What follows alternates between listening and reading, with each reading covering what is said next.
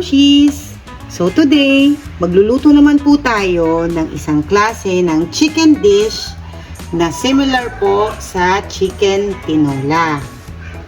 So para sa mga ingredients, gagamit po tayo ng chicken quarters. Ito po ay sineparate na ang thigh sa leg. So pwede din naman pong buo.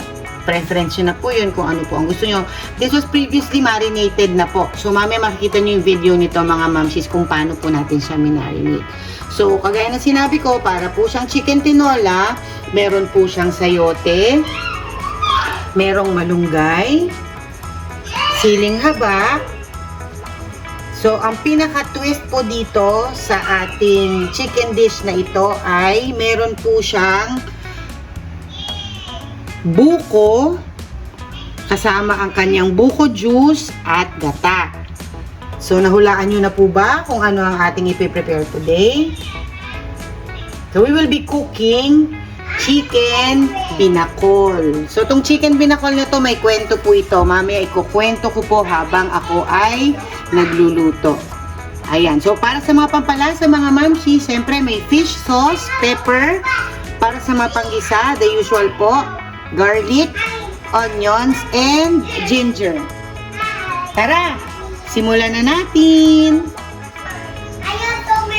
So for the chicken, mga mamshis, we will be using leg quarters po. So kayo po, pwede siyang buo, pwede rin naman pong i-slice na ninyo, separate na ninyo po si thigh from the leg. So kami ganun po, sineparate namin ang thigh from the leg. So, to start with our chicken binakol, we need to marinate po muna ang ating chicken. So, lagyan nyo lang po siya ng konting garlic,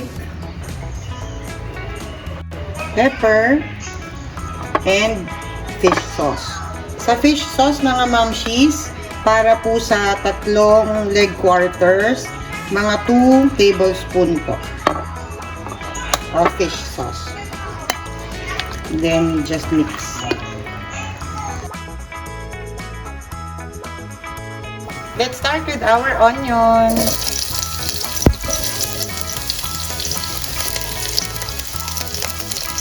Next is our garlic.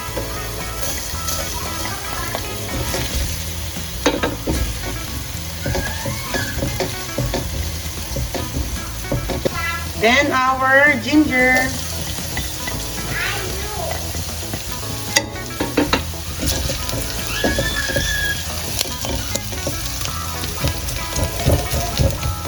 Then we add our chicken. So sa chicken, mga mamsis, kagaya na lang po yung sinasabi, sasangkutsahin po natin mga mamsis. Okay? Kailangan ilalim po natin yung ginisa natin kanina. Okay, chicken. Kagaya ng sabi ko kanina mga mamsis sa aking intro ay may kwento po itong binakol. So, 3 weeks ago, nagkasakit po ang aming pamilya. So, bukod tanging si Mayor lang po ang hindi nahawa. So, wala siyang choice kundi siya ang magluluto. Okay. So, alam niya, favorite ko po ang chicken tinola. So, naghanap po siya ng chicken dish na similar po sa tinola pero merong twist. So, nakita po niya tong chicken binakol. Tinry niya, siya nagluto, masarap. So it happened na wala siyang kasamang magbi-video, hindi namin nakunan. So kaya inuulit po namin ngayon para ma-share po namin sa inyong lahat kung paano po namin niluto ang aming chicken binakol na nagpagaling po sa amin. Wow. Siyempre, thank you, Lord.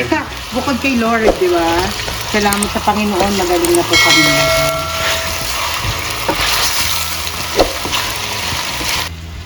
Now, we add the buko juice, mga mamshis. Just enough po na makover lang yung chicken natin.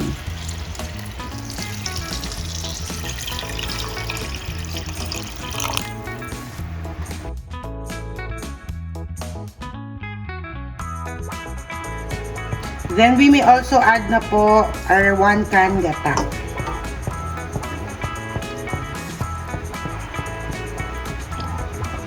Medyo may struggle po kami sa pag-video today mga mamshis dahil hindi po namin maiwasan yung mga kasama namin sa bahay, ang aming mga pets, tahol ng tahol, at ang aming prinsesa.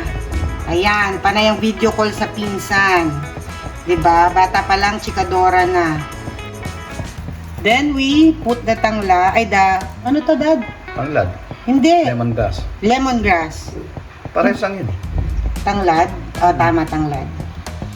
Oo nga, iba pala yung pandan, ano. So, tanglad, that's lemongrass, mga mamshis, ha. And then, we add fish sauce po.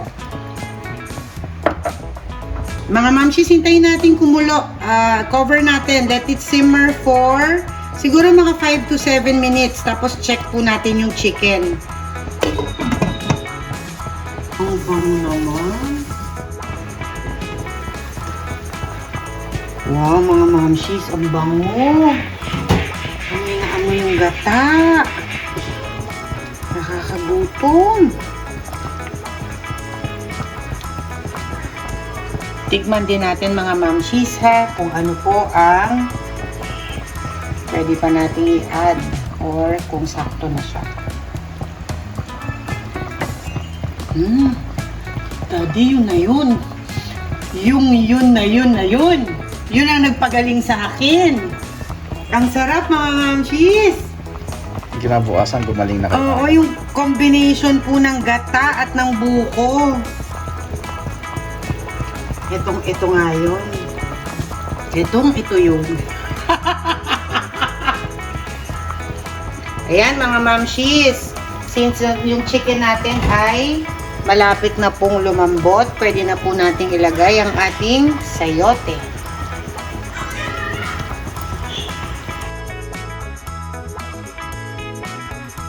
Mga mamshis, lagay na rin po natin yung siling haba. Yan. So, 3 pieces. Depende po. Kung gusto nyo ng mas maanghang, dagdagan nyo na lang po.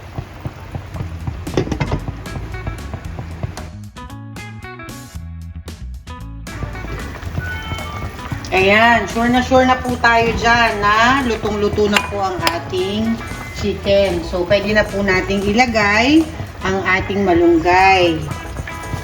Ang dami. Wow, very healthy. For the vegetables, mga mamshis, or sa mga greens po natin, pwede po ninyong gamitin din ang sili, dahon ng sili, mga mamshis. Okay, so ngayon, since ang available po ay malunggay, so malunggay po ang gagamitin natin. And for the last ingredient, mga mamshis, last but not the least, ang ating pabuko. Ayan, kinikilig ako dito sa buko na. Ano, bato masik. Sa buko, mga mamshis, bahala po kayo kung gusto ninyong mas maliliit. Kung gusto nyo i-grate, yung para siyang, ano tawag doon, ano tawag doon, Dad? Yung, Kinakayod. Oo, parang kinakayod. Pwede din po. Pero kami mas prefer po namin yung ganyan siya kalalaki. Ang sarap pong kainin yan, mga mamshis. Ayun o, nagpapalapot pa siya. Oh. Then let it simmer again, mga mamshis, for 3 minutes na lang.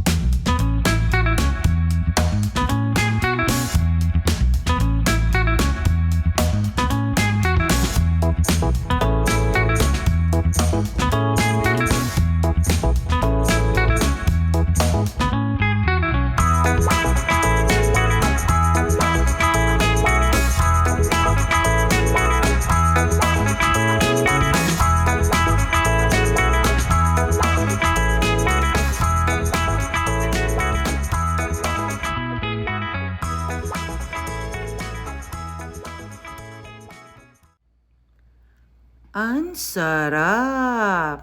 Naman!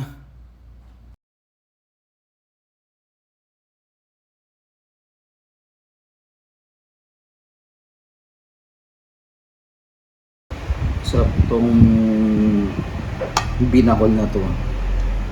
Para lang siyang tinola. Pero yung lasa iba. Bakit iba? Eh, siyempre, yung pinakasabaw mo, walang tubig to eh. Pinakasabaw mo, ano lang eh. Bukod. Ano to? Ayun lang. Bukod juice lang. Tsaka gata. Ayun gata. Subukan na natin. Panalo. Naghahalo yung tamis tsaka alat. Subukan nyo. Para hindi lang puro tinola. Sigurado masasarapan din kayo dito. Ang sarap! Amen!